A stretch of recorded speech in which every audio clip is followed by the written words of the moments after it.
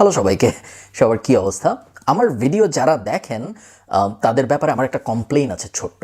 সেই কমপ্লেইনটা হইলো, আমার ভিডিও যারা দেখেন তারা বেশিরভাগই, আমি ছোটোবেলা থেকে সবসময় চেয়েছি, বা ছোটোবেলা থেকে বলা উচিত হবে না, সবসময় যখন থেকে আমি ভিডিও রেকর্ড করা শুরু করেছি বা যখন থেকে আমি লেখালেখি শুরু করেছি, আমি সবসময় চেয়েছি আপনারা ব্যবসা দাঁড় করান।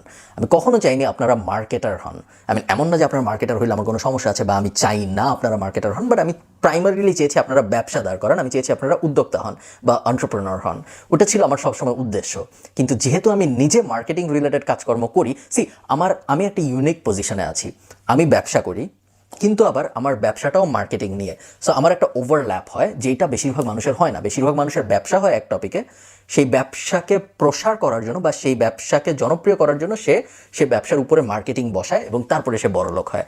আমার ক্ষেত্রে আমার ব্যবসাটাও মার্কেটিং, তার উপরে আমি মার্কেটিং বসাই। সো মার্কেটিং মিলে যায় এবং তারপরে দেখা যায় যে আমি বড়লোক হওয়ার চেষ্টা করি। বেশিরভাগ মানুষের ক্ষেত্রে তা হয় না এবং তা হওয়ার কোনো দরকারও নাই। আমি কখনোই চাই না যে আপনারা সবাই মার্কেটিংকেই আপনাদের ব্যবসা বানায় ফেলেন। মার্কেটিং এবং ব্যবসা কিন্তু এক জিনিস না। আমি এটা আগেও একটা ভিডিওতে বলেছি, যে ভিডিওটা আমি রেকর্ড করে দিব, যে ভিডিওটা আমি ডিলিট করে দিব আপনারা যখন এই ভিডিওটা দেখবেন। সো আপনারা আগের ভিডিওটা খুঁজে পাবেন না।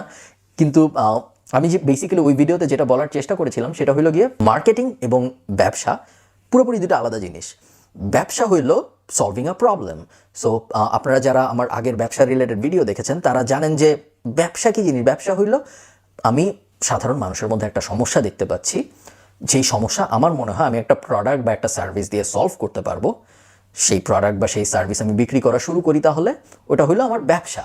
মার্কেটিং কী জিনিস? মার্কেটিং হলো একটা এক্সিস্টিং ব্যবসার উপরে, আমার অলরেডি ব্যবসা আছে, আমি প্রবলেম কীভাবে সলভ করতে হয় ওটা ভেবে বের করে ফেলেছি এবং সেই অনুযায়ী আমি ব্যবসা দাঁড় করায় ফেলেছি। এখন আমি মার্কেটিং ইউজ করে সেই ব্যবসাটা মানুষের কাছে পৌঁছায় দিব। তবে আপনার আইডিয়া ফেজ, যেখানে আপনি চিন্তা করে বের করবেন মানুষের প্রবলেম কি, সেই প্রবলেম সলভ করতে আমি কী ধরনের প্রোডাক্ট বা সার্ভিস দাঁড় করাইতে পারি। প্রোডাক্ট বা সার্ভিস আমি দাঁড় করাবো সেকেন্ড স্টেপে। থার্ড স্টেপে যে আমি চিন্তা করবো, এখন এই প্রোডাক্ট বা সার্ভিস আমি যে দাঁড় করাইলাম মানুষের জন্য, এই প্রোডাক্ট বা সার্ভিস আমি মানুষের কাছে কেমনে বেচবো। এবং আপনি যখন ওই বেচার চিন্তা করবেন, তখন যে আপনার মার্কেটিং নিয়ে চিন্তা করতে হবে। তখন যে আমরা Facebook ad, SEO, social media marketing, organic, paid, funnel, হাবিজাবি মার্কেটিং রিলেটেড যা কিছু আছে সব কিছু নিয়ে আমরা তখন চিন্তা করব।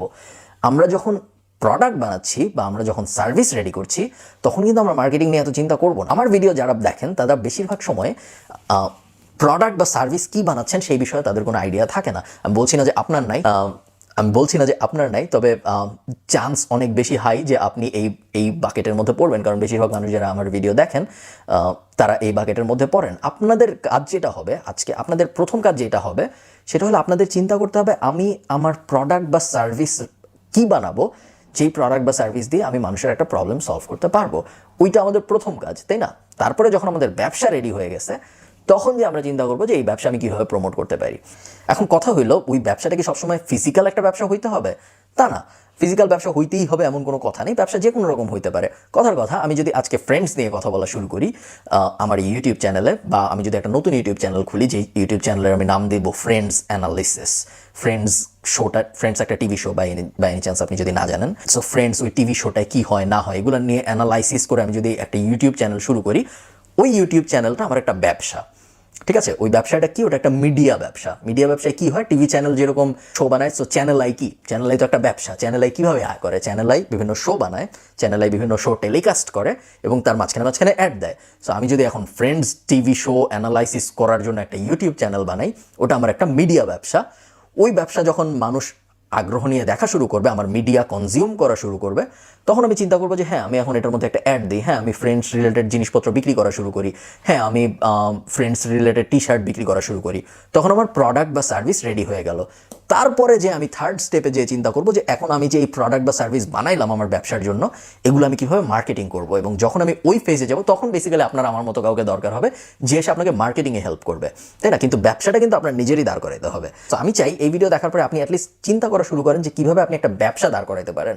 ব্যবসা মানেই আপনার মতিঝিলে যে একটা দোকান দিতে হবে তা বলছি না আমি। ব্যবসা মানে হইতে পারে আপনি একটা পডকাস্ট শুরু করছেন, ব্যবসা মানে হইতে পারে আপনি একটা ওয়েবসাইট শুরু করছেন, যে আমি একটা ফ্রেন্ডসের রেফারেন্স দিলাম, আপনি একটা ইউটিউব চ্যানেল শুরু করছেন। আজকালকার দুনিয়ায় ব্যবসা যে কোনো কিছু হইতে পারে। আপনারা জানেন বাজফিড কিছু না থেকে ফরচুন 500 কোম্পানির মধ্যে চলে এসেছিল জাস্ট ইউটিউব ভিডিও পাবলিশ করতে করতে।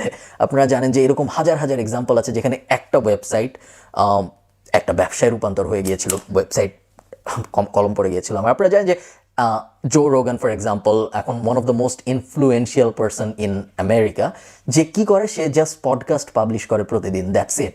এখন সবাই বলছে যে জো রোগান আগামী ইউএস ইলেকশনে জো রোগান যাকে সাপোর্ট করবে তার সম্ভাবনা অনেক বেশি বেড়ে যাবে, কারণ Joe Rogan one of the most influential persons in US right now. So just podcast record করে পাবলিশ করেছে, এবং যখন আস্তে আস্তে মানুষ শোনা শুরু করেছে, যখন আস্তে আস্তে মানুষ দেখা শুরু করেছে, তখনও চিন্তা করেছে যে কীভাবে মনিটাইজ করা যায়, এবং সে অ্যাড দিয়ে মনিটাইজ করেছে, সে বিভিন্ন সময় স্পন্সরশিপ দিয়ে মনিটাইজ করেছে। আপনাদের কাজ যেটা হবে, আপনারা যখন চিন্তা করবেন যে আমি কিভাবে আয় করব, আমি কিভাবে ক্যারিয়ার দাঁড় করাবো, আপনার কাজ এটা হবে না যে আমি কিভাবে ফেসবুক অ্যাড বানাবো, আপনার কাজ এটা হবে না যে আমি কিভাবে এসইও শুরু করব, আপনার কাজ এটা হবে না যে আমি কিভাবে বিলবোর্ড দিব। আপনার কাজ হবে যে প্রবলেম কি বা আমার আগ্রহ কিসে, ওই প্রবলেম সলভ করতে বা আমার আগ্রহের উপর বেস করে আমি এখন একটা ব্যবসা দাঁড় করাবো, প্রোডাক্ট বা সার্ভিস রিলেটেড। এবং ব্যবসাটা যখন আমার দাঁড়ায় যাবে, তখন যে আমি চিন্তা করবো এসইও নিয়ে, তখন যে আমি চিন্তা করবো মার্কেটিং নিয়ে, তার আগে না। সো ব্যবসা এবং মার্কেটিং আমরা অনেক সময় গুলিয়ে ফেলি, একটা ছাড়া আরেকটা চলে না। ব্যবসা মার্কেটিং ছাড়া চলতে পারে, বাট মার্কেটিং ব্যবসা ছাড়া চলবে। সো আমরা ব্যবসা আর মার্কেটিং অনেক সময় গুলিয়ে ফেলার কিছু নেই। ব্যবসা আসল, এরপরে যে যখন আপনি ব্যবসা গ্রো করবেন বা যখন আপনি ব্যবসা প্রচার করা শুরু করবেন, তখন যে আপনার মার্কেটিং দরকার হবে, তার আগে না।